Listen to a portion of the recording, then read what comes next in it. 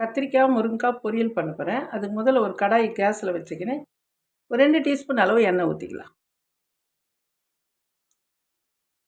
1 spoon சீரகம் போட்டுக்கலாம். சீரகம் பொரியட்டும். இப்போ கடுகு போட்டுக்கலாம். கொஞ்சமாக உளுத்தம்பருப்பு போட்டுக்கலாம். இப்போ கருவேப்பிலை போட்டுக்கலாம். 2 காஞ்ச மிளகாய், ஒரு வெங்காயம், 2 பச்சை மிளகாய், 4 கட் பண்ணியிருக்கேன் பச்சை மிளகாய். இப்போ பொன்னிறமாக இதை வதக்கலாம்.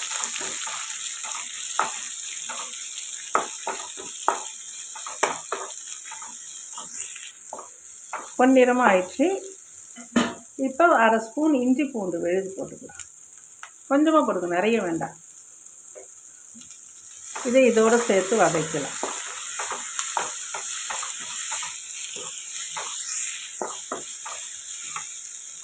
ஒரே ஒரு தக்காளி போட்டுக்கலாம். இது இதோடு சேர்த்து வதக்கலாம். இந்த அளவுக்கு போதும், தொக்கா வர வேண்டாம். பொரியல்ன்றதால ஓரளவு வதங்கினா போதும். தக்காளி, ஒரே ஒரு முருங்கைக்காய் போதும். ஒரு 1/4 கிலோ கத்திரிக்காய் இந்த நீல வாக்கில் கட் பண்ணிக்கோங்க. கத்திரிக்காய் அதையும் இதோடு சேர்த்து போட்டுக்கலாம். இப்போ மசாலா சேர்த்துக்கலாம். மிளகாய்த்தூள் 1 ஸ்பூனு, தனியாத்தூள் 1 ஸ்பூனு, மஞ்சள் பொடி 1/2 ஸ்பூன், தேவையான அளவு உப்பு.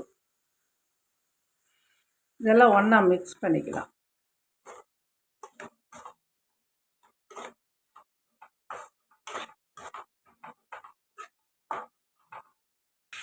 ஒரு கிளாஸ் அளவு தண்ணி ஊற்றிக்கலாம், வேகிற அளவுக்கு தண்ணி. இது எல்லாம் ஒன்றா மிக்ஸ் பண்ணிக்கலாம். ஒரு 10 நிமிஷத்தில் இது வெந்துடும். மூடி வச்சிடலாம். 10 நிமிஷம் ஆயிடுச்சு. திறந்து பார்க்கலாம். கத்திரிக்காய் முருங்கைக்காய் எல்லாம் வெந்துடுச்சு.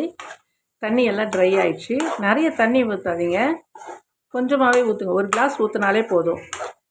பாருங்கள், எல்லாமே வெந்துடுச்சு பாருங்கள். கத்திரிக்காய் முருங்கைக்காய் பொரியல் ரெடி ஆயிடுச்சு. ரொம்ப சூப்பராக இருக்கும். ஒரு சாம்பார் சாதத்துக்கோ ரசம் சாதத்துக்கோ வச்சுன்னு சாப்பிட்றப்போ ரொம்ப சூப்பராக, சாப்பாட்லேயும் இப்போ பெசஞ்சு சாப்பிட்டாலும் சூப்பராக இருக்கும். செஞ்சு சாப்பிட்டு பாருங்கள்.